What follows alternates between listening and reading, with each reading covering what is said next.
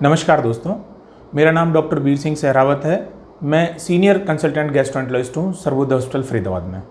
आज जिस विषय में मैं आपके साथ बात करना चाहूँगा वो विषय है वायरल हेपेटाइटिस।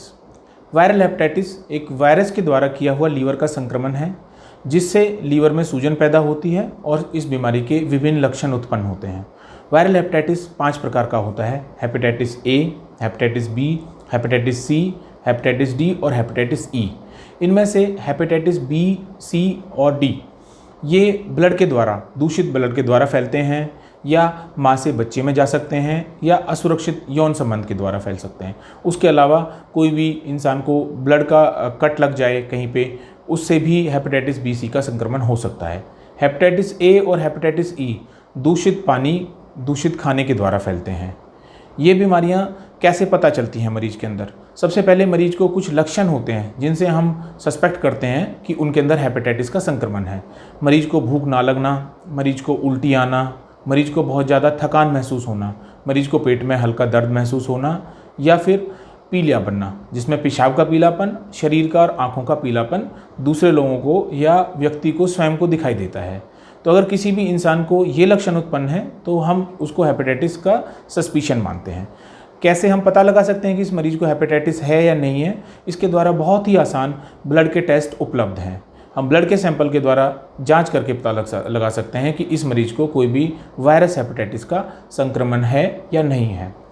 जहाँ तक इलाज की बात आती है तो हेपेटाइटिस का इलाज बहुत ही सरल है और बहुत ही आधुनिक इलाज उपलब्ध है। हेपेटाइटिस ए और हेपेटाइटिस ई में ज़्यादातर सिम्टोमेटिक यानी कि लक्षण के हिसाब से इलाज दिया जाता है। मरीज को उल्टी के लिए दवाई दी जाएगी, दर्द के लिए दवाई दी जाएगी, मरीज को डिहाइड्रेशन होगा तो उसको पानी की कमी पूरी करी जाएगी।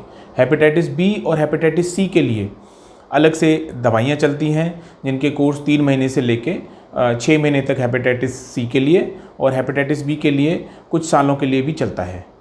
इन दवाइयों की बहुत ही ज़्यादा इफ़ेक्टिवनेस है। ये 95% से 100% तक इफ़ेक्टिव हैं।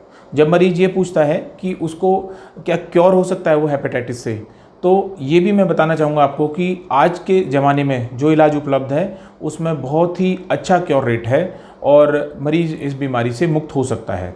इसके अलावा कुछ स्पेशल ग्रुप हैं जिनमें ये बीमारी होती है, जैसे प्रेगनेंसी में भी इस बीमारी का इलाज है और प्रेग्नेंट लेडीज़ में जब ये डिटेक्ट होती है तो उनको घबराने की ज़रूरत नहीं है। हेपेटाइटिस बी के लिए एक बहुत ही आधुनिक और इफ़ेक्टिव वैक्सीन उपलब्ध है जिसको मरीज ले सकता है। उसके वैक्सीन लेने के बाद मरीज के अंदर एंटीबॉडीज़ होते हैं जो उसको इस वायरस के इन्फेक्शन के बचाते हैं। तो दोस्तों, मैं आप लोगों को बताना चाहूँगा कि आज के ज़माने में वायरल हेपेटाइटिस का कोई भी शक है, कोई लक्षण है तो आप तुरंत अपनी जांच कराएं और अपना प्रॉपर तरीके से इलाज कराएं।